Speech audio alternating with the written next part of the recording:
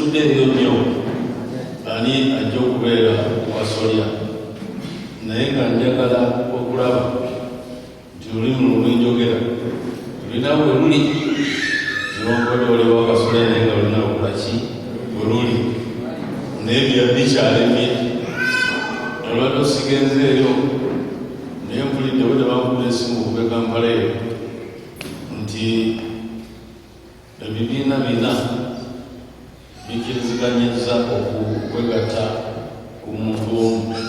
Ebibiina ebirala bibiri bikyagaanye nga bugere tebamulabako.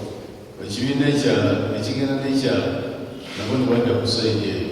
Obukulembeze zibunde aliikiriza mu Uganda yaffe empya naddala wano mwendaba nga bubuuka muli bangi nnyo okusinga abakulu tulina okwegatta ensi yaffe ekole ki ekyusekyuse.